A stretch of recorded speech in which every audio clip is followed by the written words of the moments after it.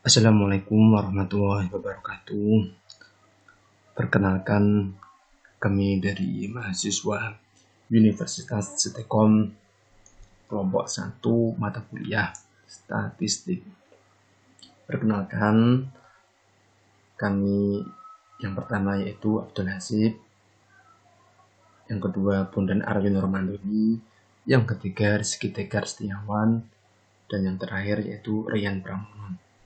Di sini kami akan menjelaskan tentang tugas kami, yaitu penelitian terhadap pengaruh kualitas produk dan kualitas layanan terhadap kepuasan dan loyalitas pengguna KASMDI KBS. Pendahuluan. Kebutuhan air bersih dan air minum manusia akan terus meningkat seiring bertambahnya populasi, terutama di daerah perkotaan, akibat makin terbatasnya sumber air yang layak konsumsi.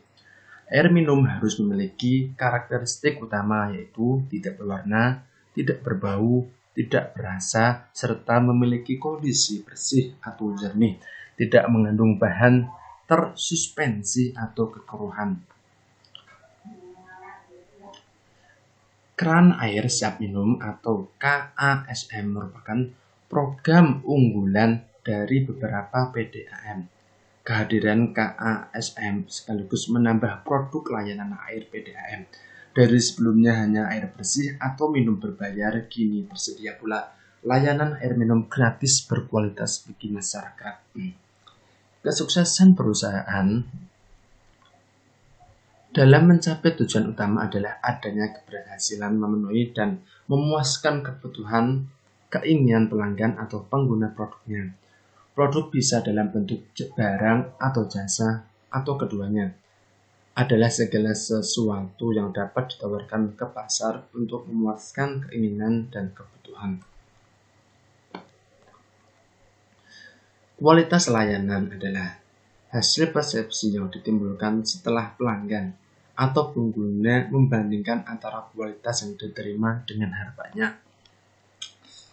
Dan selanjutnya yaitu kualitas produk adalah kemampuan dari suatu produk yang dapat memberikan segalanya lebih besar atau lebih unggul sebagai pembanding dengan alternatif bersaing dari pandangan pasar, menurut Garvin 1987. Menurut Garvin, ada 8 dimensi kualitas produk, yaitu sebagai berikut. 1. Kinerja, 2. Fitur, 3. Kesesuaian, 4. Kehandalan, 5. Daya tahan, 6. Kemudahan, 7. Estetika, 8. Kesan kualitas. Kami akan menjelaskan tentang kinerja, yaitu karakteristik kemampuan operasi dasar atau utama dari sebuah produk. Yaitu yang kedua, fitur. Karakteristik sebagai pendukung atau pelengkap produk yang dirancang untuk menyempurnakan fungsi dasar produk atau menambah ketertarikan konsumen atau pengguna terhadap produk.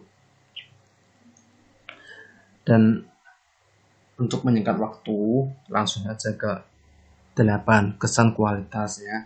Di sini karakteristik yang berhubungan dengan kesan atau persepsi yang dirasakan konsumen atau pengguna atas produk maupun merek yang bersangkutan.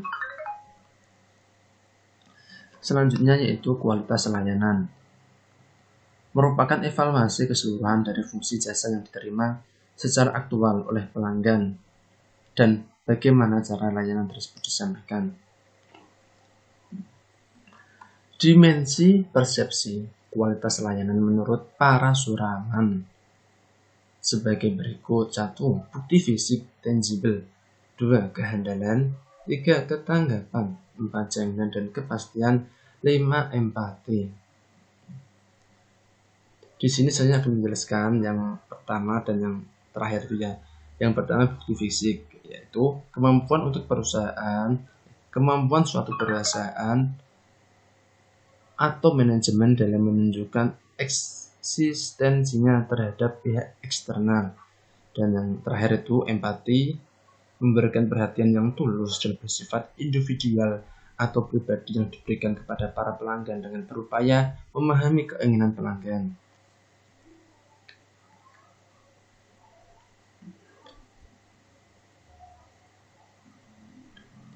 Loyalitas. Yang selanjutnya nih ya, loyalitas adalah sebuah komitmen yang dipegang teguh untuk membeli kembali atau repatronis produk atau jasa yang lebih disukai di masa yang akan datang, meskipun pengaruh situasional dan upaya pemasaran memiliki potensi untuk menyebabkan perilaku berubah. Tujuan akhir keberhasilan perusahaan menjalin relationship dengan pelanggannya adalah untuk membentuk loyalitas yang kuat. Ya. Di sini dimensi dari loyalitas yang kuat adalah sebagai berikut. 1. Say positive things. 2. Recommend friends. 3. Repurchase intention. Ya. Yang pertama saya akan menjelaskan say positive things, yaitu mengatakan hal yang positif tentang produk yang dikonsumsi ya, ke pelanggan atau konsumen. Yang kedua yaitu recommends friends, merekomendasikan produk yang telah dikonsumsi kepada teman atau pelanggan. 3. Repurchase intention, pembelian ulang yang dilakukan terhadap produk yang telah dikonsumsi. Berdasarkan uraian sebelumnya, agar tujuan penelitian dapat dicapai, maka diajukan 5 hipotesis penelitian, yaitu 1. H1 bisa dilihat ya, 2 H2, H3, H4, dan H5.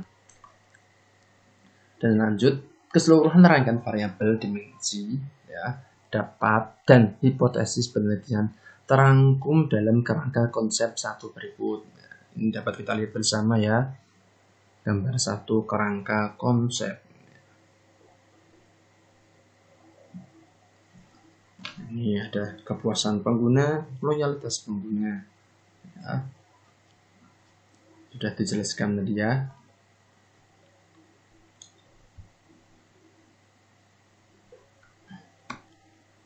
Kita lanjut ke metodologi penelitian.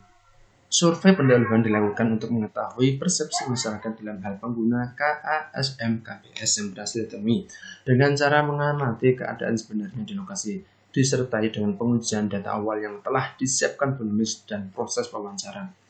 Jenis penelitian dilakukan yaitu penelitian survei. Sampel dalam penelitian ini melibatkan 100 pengunjung yang membeli tiket KBS sebagai responden. Teknik pengambilan sampel yang digunakan adalah accidental sampling. Ya. Pengumpulan data primer menggunakan kuesioner berisi pernyataan atas indikator-indikator sebagai manifestasi dari variabel-variabel dalam penelitian. Ya. Pengukuran indikator variabel menggunakan skala Likert, yaitu untuk persepsi sangat setuju diberi skor 5, setuju diberi skor 4, netral diberi skor 3, tidak setuju diberi skor 2, dan sangat tidak setuju diberi skor 1. Setiap item pernyataan akan melalui pengujian validitas dan reliabilitas dalam konstruksi model penelitian.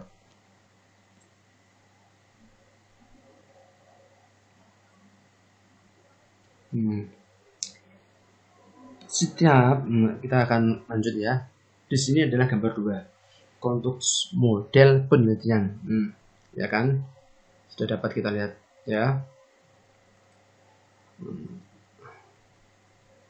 Lanjut, seperti ini ya gambarnya ya.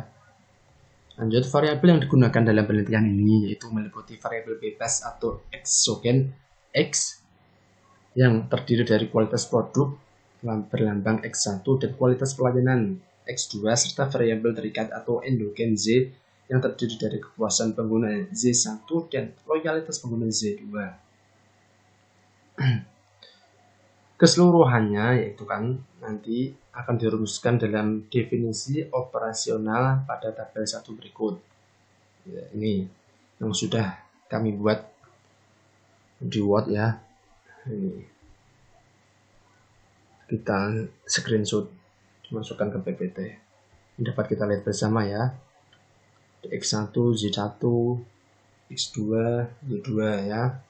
Lanjut aja.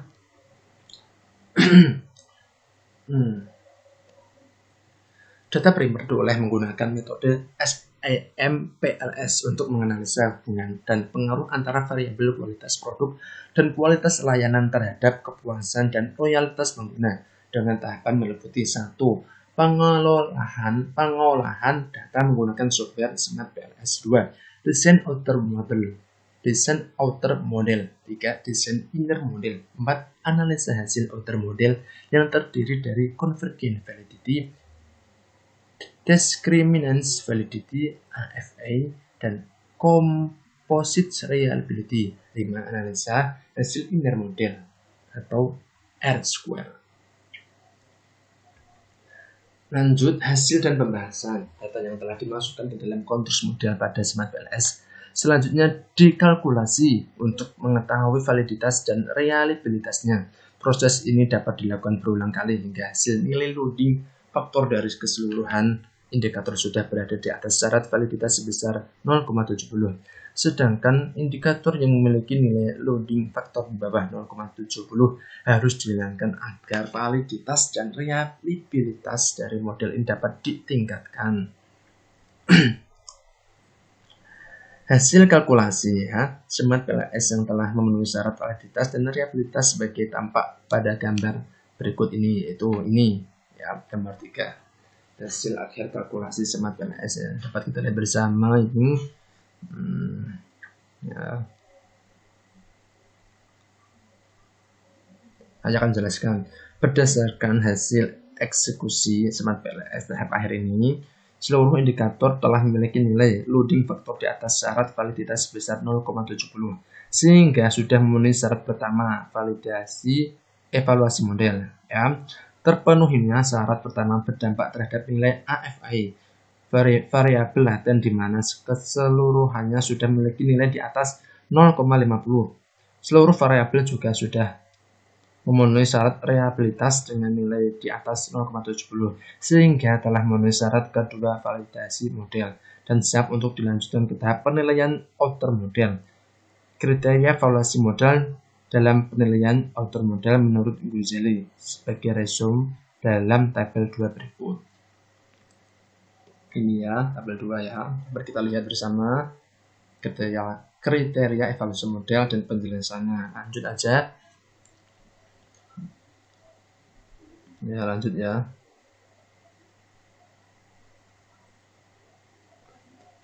Bentar. Saya akan menjelaskan yang ini ya. Yang ini aja. Hipotesis diuji berdasarkan nilai koefisiensi jalur Patch-Coefficient sehingga diketahui signifikansi pengaruh antar konstruksi dengan melihat nilai koefisien parameter dan nilai T statistik. Pengujian dilakukan dua arah ya. Dua arah dengan limitasi untuk menolak maupun menerima hipotesis yang diajukan. Maka hipotesis akan ditolak. Hasil kalkulasi Patch-Coefficient sebagaimana dalam gambar 4 berikut. Inilah gambar 4 ya. Dan hasil ini ya sekaligus menunjukkan hipotesis 3H3 ditolak. Karena dalam penelitian ini diperoleh bahwa kualitas produk memiliki dampak positif namun tidak berpengaruh langsung terhadap loyalitas pengguna. Analisa linear model R-square merupakan uji goodness fit atau model sebagaimana dalam gambar 5 berikut, yaitu ini ya, R-square. Ya, berdasarkan gambar 5 ini, variabel kepuasan pengguna dapat dijelaskan oleh variabel kualitas produk dan kualitas layanan sebesar 43,7%, sedangkan 56,3% dijelaskan oleh faktor lain. Selanjutnya, variabel loyalitas pengguna dapat dijelaskan oleh variabel kualitas produk dan kualitas layanan sebesar 67,3%, ya, sedangkan 32,7% dijelaskan oleh faktor lain. Itu ya. Dan yang terakhir yaitu kesimpulan dan saran. Kesimpulan, berdasarkan hasil penelitian pembahasan kami, dapat disimpulkan beberapa poin sebagai berikut. 1. Hasil kalkulasi dengan semat PLS terhadap hubungan antar variabel berdasarkan analisa Patch coefficients. Yang kedua, hipotesa 3 tidak terbukti dalam penelitian ini menjadi konfirmatori bahwa kualitas produk memang bukan menjadi faktor pengaruh bagi loyalitas pengguna. Dan saran, yaitu beberapa saran dari kami ya, dari kelompok kami yang dapat dilakukan untuk penelitian di masa yang akan datang atau selanjutnya, yaitu 1. Objek penelitian dapat dikembangkan ke KASM lainnya atau tempat-tempat yang lainnya gitu. Yang kedua, yaitu penelitian selanjutnya dapat dilakukan dengan model penelitian yang memiliki dasar pendekatan yang berbeda ya, dari yang bagus lebih baik lagi gitu ya, supaya menambah wawasan kita ke depannya. Sekian dari kami. Semoga dapat memberikan manfaat dan dapat menyelesaikan masalah-masalah yang kita hadapi dalam penelitian. Kami dari kelompok 1 meminta maaf yang sebesar-besarnya kalau ada kesalahan dan kekurangan dalam penyampaian dan pelafatan yang kurang baik. Kami kelompok 1 sekali lagi meminta maaf yang sebesar-besarnya. Akhirul kalam. Assalamualaikum warahmatullahi wabarakatuh.